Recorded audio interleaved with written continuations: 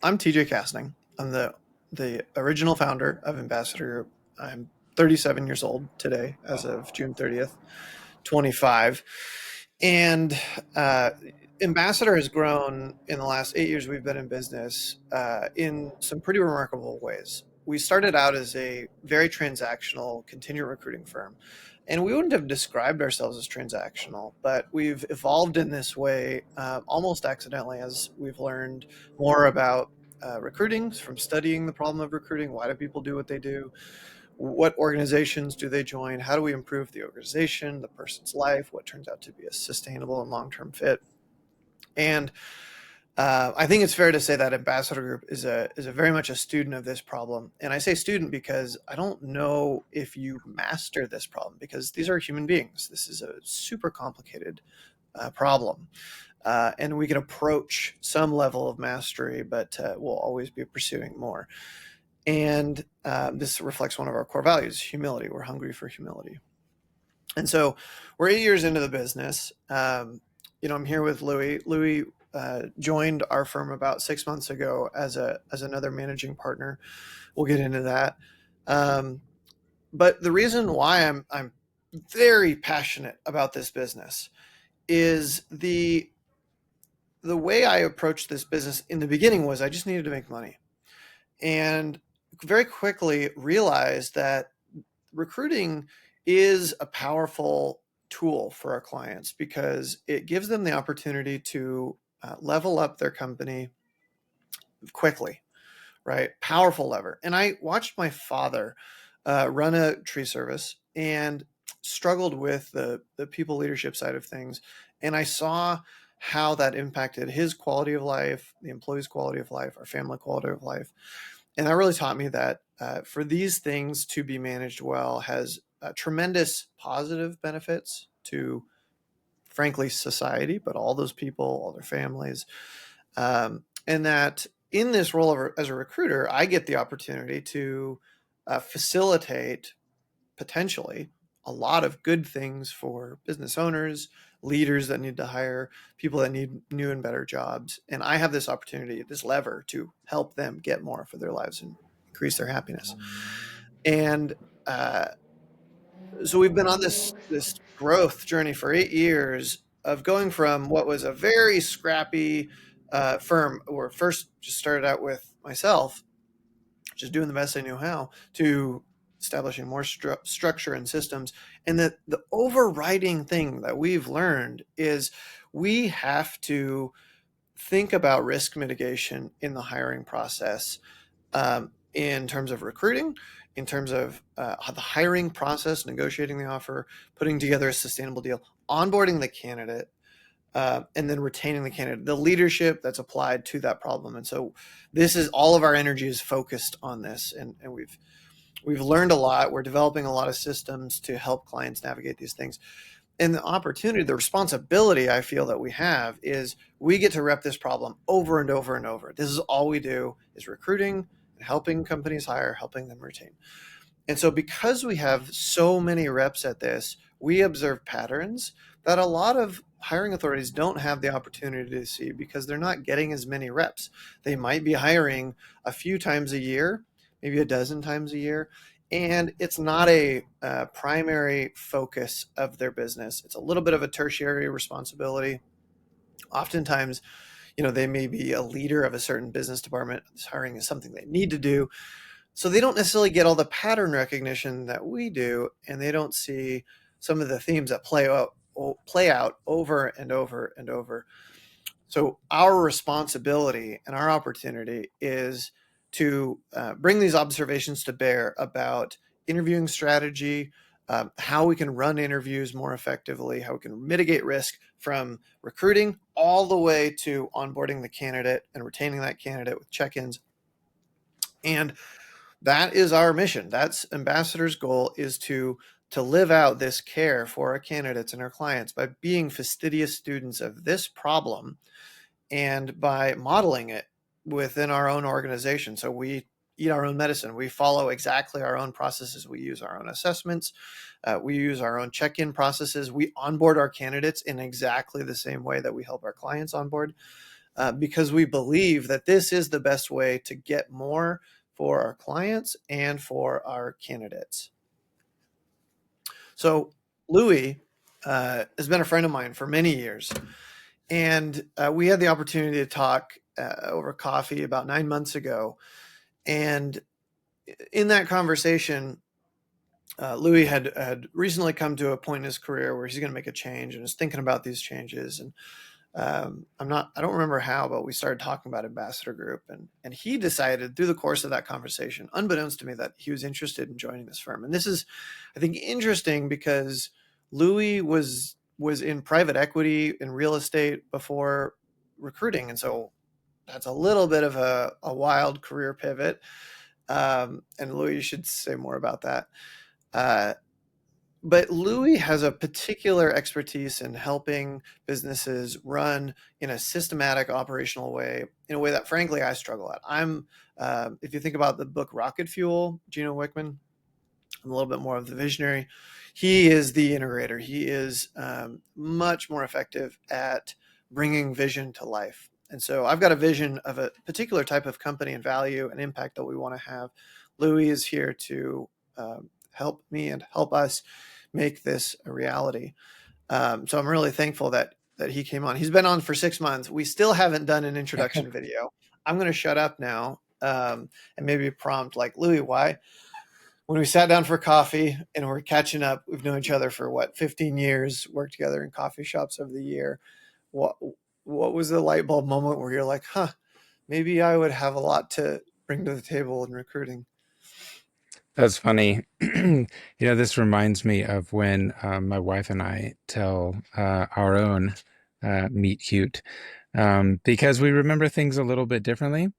And she seems to remember me uh, being attracted to her first. And I seem to remember her being attracted to me first. And feels a little similar here because during our conversations, there was something you had said, and I think it's about. I think the context was my own curiosity as we were talking, and I was telling you about my context and my story, and um, asking you about where you're at with your business. Um, and every time you shared something, it was interesting to me, and I've always found you insightful over the years, and I've followed a lot of your material, and I've been smelling what you've been cooking for more than a decade, and it smells good, right? And I'm curious, and curious about how you're going about pursuing these goals. I'm a philosopher by training, and so I'm very interested in goal-oriented thinking. And then I also have to feed my family. So that's the old joke. What the difference between a philosopher and a large pizza is a pizza can feed a family. Um, but I've been pleased over the years to discover, like Peter Lynch, who studied the humanities, just how applicable to the business world analytical thinking and problem solving can be. But never mind. I think as I was expressing curiosity um, in your business and providing my own harebrained ideas, at one point, I seem to remember you making this comment like, I can't imagine doing that without you. And that's what planted the seed in my mind. Like, oh, that's interesting. Okay. Um, and then that was sort of my pivot point. I do remember when I first fell in love with my wife, Lindsay, by the way. It was her smile. We were on this deck in our dorms, and she smiled and she turned and she went into her dorm. Um, and now we're over 20 years married. Um, but this was the moment that pivoted for me cognitively, and I started to countenance the idea of partnering together with you. And I don't think I looked back in this case either. What I love about business um, is the relationships and doing good work, generating value, elevating standards, and pursuing excellence, forming these relationships. And not only are there people here at Ambassador Group that I know and that have come to know and come to love and feel seen by. But I also think that we're doing good work, and I could say a number of things about that. But even more than that is that we are in the business of helping other people to do meaningful work in the context of meaningful relationships. It's like a pure business, like all the good stuff and only the good stuff that I love about business is present here, and I get to help other teams build their teams. I get to help other leaders build aligned teams where they get to do meaningful work among meaningful relationships. And that's, gosh, you can't beat that. That's like taking all the marshmallows out of the Lucky Charms box and eating just those. That's how it feels to me. Is I just get to work on the people and the excellence, the impact. So I didn't look back after that. And by happenstance, the woman that I fell in love with also turned out to be a good wife and a good mother. Thank God. And similarly, by happenstance, this business that I fell in love with just so happened to turn out to be complementary to my own strengths and weaknesses. Um, I love developing leaders and building teams and promoting strong internal operations um, and casting vision and helping to implement vision for what that can mean. And I love being with businesses as they scale and managing that scale and helping to drive that scale. Um, I just got done doing some of that over a very long arc. And now I get to kind of start back at the beginning. Um, although we have a bit of a running start, which is really nice. And I'm starting back at the beginning this time with a lot of retained knowledge and skill from having exercised in this fashion for the last 20 years. And so that's really exciting to me too. It's getting to be part of that accelerated growth phase of a company again, and starting it again, but uh, from an even higher baseline. And so here I am. Um, so I could keep talking and say more things about more things, but that's a tidy pivot point as well. Where do we want to go from here? It strikes me that recruiting is applied philosophy and applied anthropology and probably a lot of other applied things. And, I've appreciated, we've had a lot of philosophical conversations over the years. I've always appreciated that you are coming at it from a very strong technical standpoint, master's in philosophy, and very well read. And I'm sort of just like, I've got this blunt stick, like I'm just thinking, but you've been very patient with that. Um, but it's been really cool to see those careful mental frameworks applied to recruiting. Why am I bringing this up? It's because I am a little underwhelmed at the prestige is the wrong word, but it's the first word that comes to mind. The right word is um, maybe acumen, or maybe it's respect that recruiting has engendered for itself in the Mm, execution of recruiting. Where, and I don't mean to castigate the whole industry by any means or speak poorly of anyone at all. Um, a lot of people doing good work out there, a lot of hardworking recruiters. Um, but in some level, I sense that recruiting is largely a somewhat transactional performance, and what isn't often really recognized is there is a very very complicated undercurrent of humans trying to get by in life, trying to improve their lives, trying to make a better life for themselves, for their family, for their community, society. And we have an opportunity as recruiters to tap into that undercurrent and to recognize that what we're doing isn't just earning a fee by helping a company hire for a role. It's literally I don't think this is overstating it. It's improving lives. It's improving the life of a hiring authority who needs to put together a hire in order to serve clients better.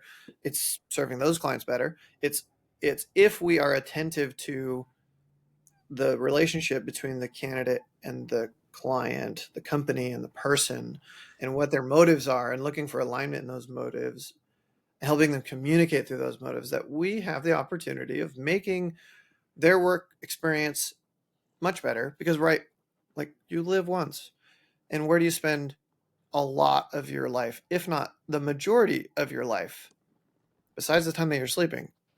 It's working. um, that could be a really dystopian fact for a lot of people, but we have the opportunity to think deeply about that problem philosophically. And this is why our mission is to honor the God endowed nobility of human beings by promoting meaningful work with meaningful relationships. You can't do that without a philosophical frame. And this is why we've gotten along so well, talking about philosophy and recruiting. So, like, you automatically understand the worth of humans deserves recruiters who are taking this extremely seriously. I'm probably just blathering at this point. So, trying too Yeah. hard. Well, if it's okay, maybe I'll say a few things about our vision.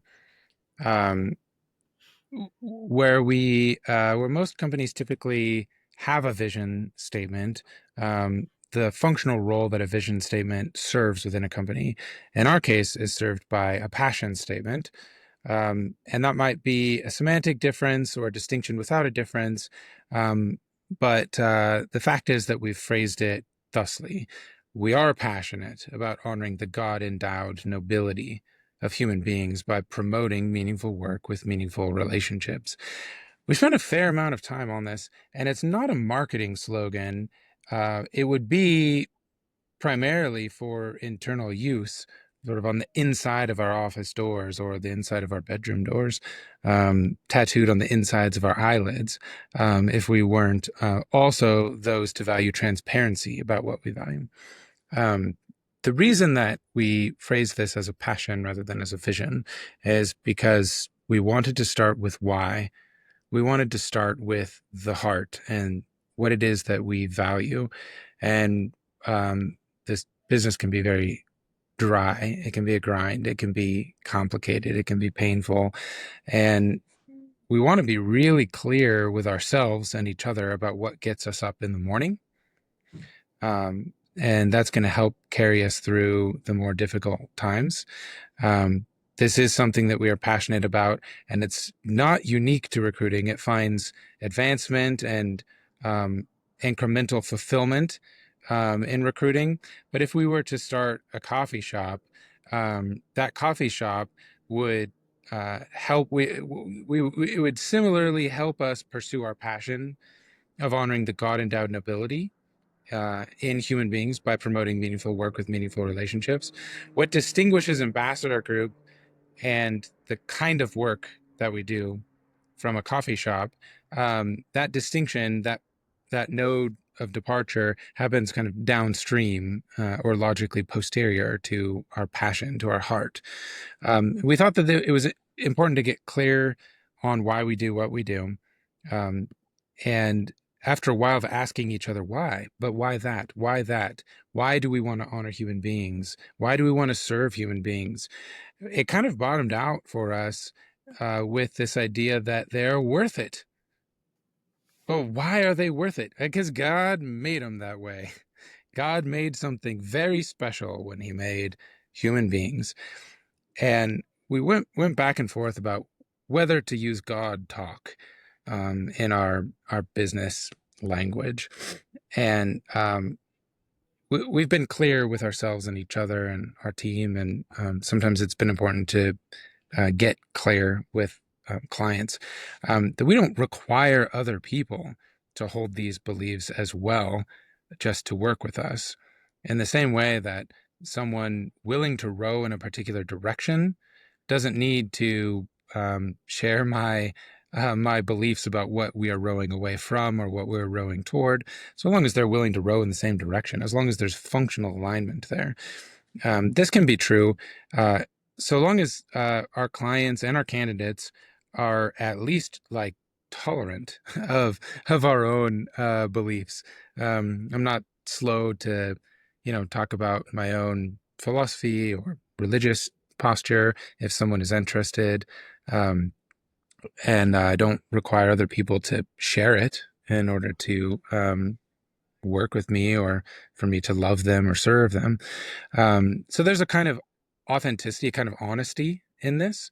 Um, Here's why we're so passionate about honoring what we see as nobility in human beings. Um, it's because we think God made something really special, and every individual is intrinsically, qualitatively infinite and worthy of dignity and respect. Um, so, so we put it in there.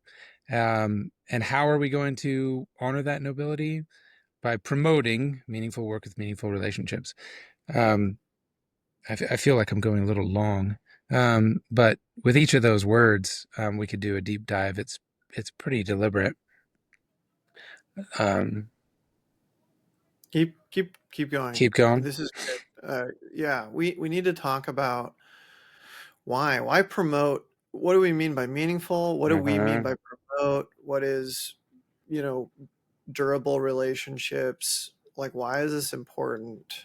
Um, and then maybe this, the form and function of the business makes sense when this is clear. It certainly does. Um, we're promoting meaningful work with meaningful relationships rather than building or constructing ourselves.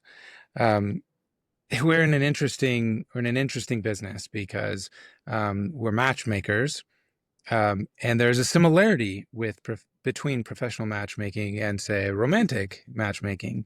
In the case of romantic matchmaking, you have two individuals who must be interested in and committed to each other. The matchmaker will see themselves out.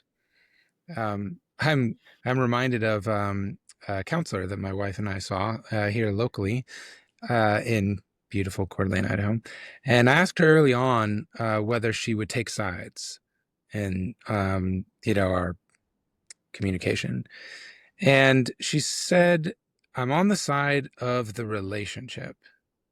And I thought that was pretty interesting, and it did the trick. She sold me. That was before I signed her contract. So she was good. She's a good salesman there. Um, Taking notes. This is something that I have carried with me into this recruiting space. We very much consider ourselves as having two customers. We have the client company, and we have the individual candidate, and both need to be served. And where there might be a misalignment of interest, we are interested in finding the alignment or exposing the misalignment and being clear-eyed about it and honest about it. Yes, Can TJ. I ask? Yeah. So not to interrupt your train of thought there, but great opportunity to ask why worry about both parties? Is this sincere? The client is, after all, paying. So why would a candidate trust us to represent them? When they're not paying, and conversely, why would a company want to work with recruiters who say they represent candidates, the interests of the candidates, when it's the company footing the bill? Why wouldn't why do we exist in this sort Mm-hmm. of interest tension between the two?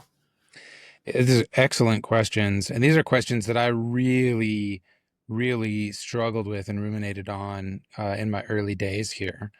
Um, And I think there are some good answers. And I think I could say some things now to very quickly scare away some client companies that are probably not a long-term fit for working with us. You told me once you got to have good enemies, right? If there were a company who saw their own interests as fundamentally at odds with the individuals that they are trying to hire, number one, they're probably not a good fit for working with us. Number two, they're probably not going to flourish in the long run. These are companies run by people who are trying to uh, get the better of a transaction, get the better of an exchange. They think that what makes a good deal is win-lose, and that's um, that's that's well, ultimately, I think it's metaphysically mistaken. Economics is not a zero-sum game. We are not trying to take or exploit. We are trying to partner, to fellowship, to generate, and to build. We ourselves adopt a growth mindset and an abundance mindset, and believe that where interests are aligned, uh, they're the participants in a committed relationship, committed working relationship in this case, can create something that is greater than the sum of its parts.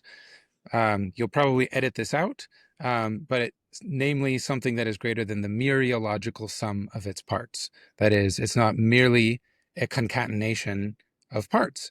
There's a new functional whole that emerges from a certain organization of parts, such that not any given part represents their own percentage contribution of the functionality. You take a bunch of steel Would a molecules. Go ahead. I'm learning some new words here. Would a proper understanding of this say that it would then be impossible to reconstruct the same company with different people because the company itself is a composition of all these parts, which then becomes a hyper unique entity in then and of itself, That's interesting. That would have or to be, not? I do agree, that would have to be developed, and I would probably back into that by um, reference to what's called the fallacy of composition, which is to suppose that some whole um, bears all the properties of each of its parts, or that a part of a whole itself uh, bears the properties of the whole, um, which just isn't the case. Um, I might There might be a way to articulate that with recourse to mereology.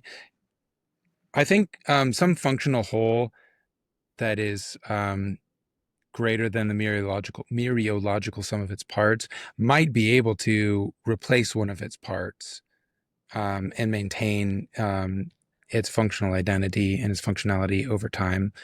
Um, but in the case of businesses, companies, teams, human beings, um, I think that that is rarely the case in healthy, good businesses, especially at higher levels. If you have someone, um, a line worker, in a in a factory, um, and they're responsible for a perfunctory operation, they're going to be easier to replace one for one, than the manager of that shift, or than sort of a more regional leader who's partially responsible for setting and executing strategic vision, that's going to be sensitive to the external threats and opportunities present in the market and um, regulatory environment. They'll be more difficult to replace. If you have a pair of people, say a visionary and an integrator, with a particular duality of array, you've got an array of strengths and weaknesses, and I've got my array of strengths and weaknesses, and there's a lot of complementarity between us. You might find another integrator if I get eaten by a pterodactyl. You might find another integrator with a different set of strengths and weaknesses, and it's going to change the DNA of the leadership team. And there might be another way of operating with them that is functional, and that works, but it's going to be different. It's going to feel different.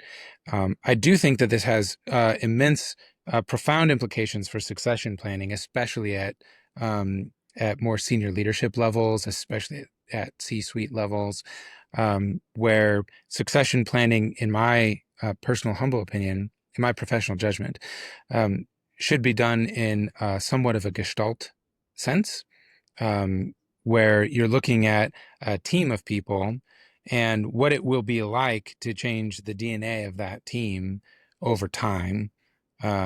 And not necessarily, it's not obvious to me that one CFO can just be swapped for another CFO, um, you know, while preserving the overall complexion and functionality of that team. I think there's Maybe a a new little more team, subtleties to that.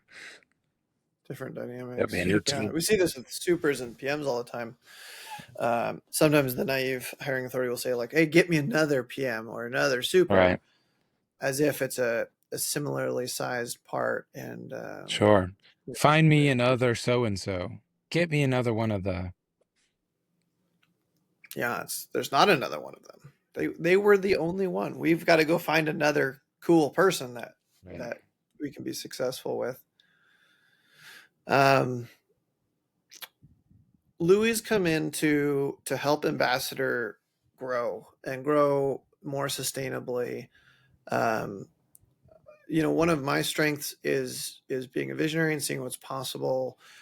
This is also a weakness in a way that if you have a lot of vision, but not the talent around really focused, disciplined execution, um, it doesn't really matter.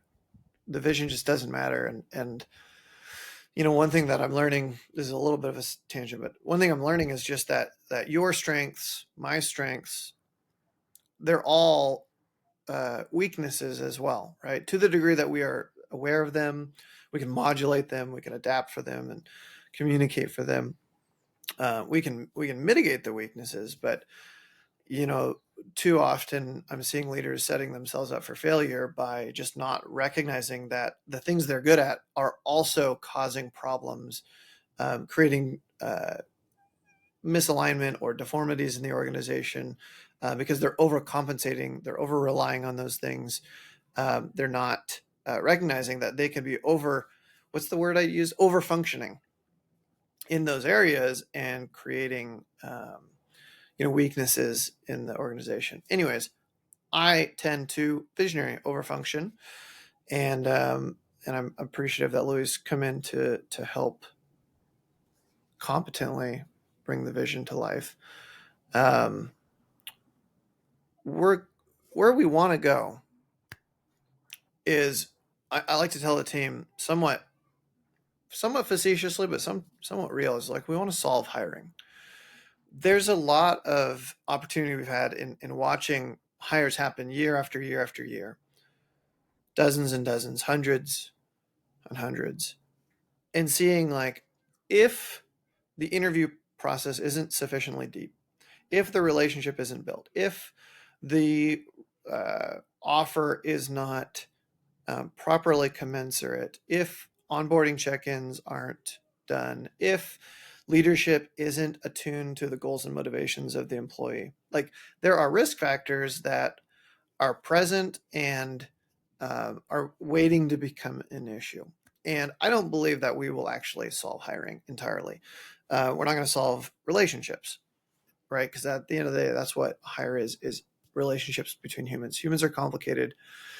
The divorce rate is 50%, right? We're only going to be able to do so well, but we can do better.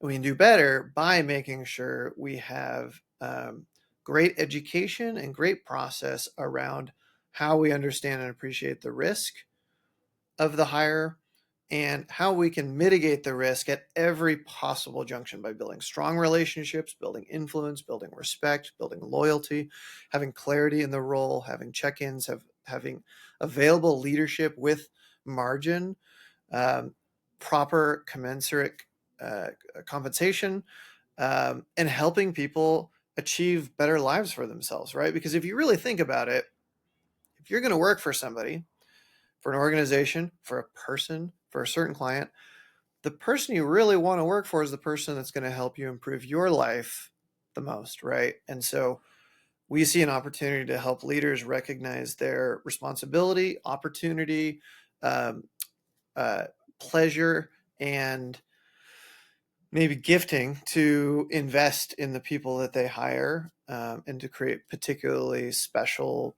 valuable relationships that pay enormous dividends to all parties involved. It's a pretty lofty aspirational vision, when you zoom out and you look at recruiting, and sometimes it seems like a little bit of a, what's the right word? It's just a little transactional. Um, Hi, Elise. Uh, so I think there's a lot of opportunity for growth as we continue to study this problem. I don't think we're ever going to stop studying recruiting.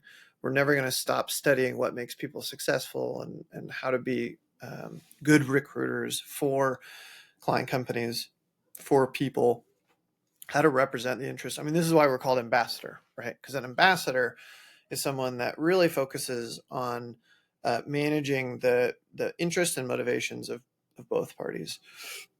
And so, this is our mission. This is, in a way, a friend told me, like, this is, TJ, this is your life work. This is, another one told me, this is your mandate. Because this is, from a professional standpoint, pretty much all I think about.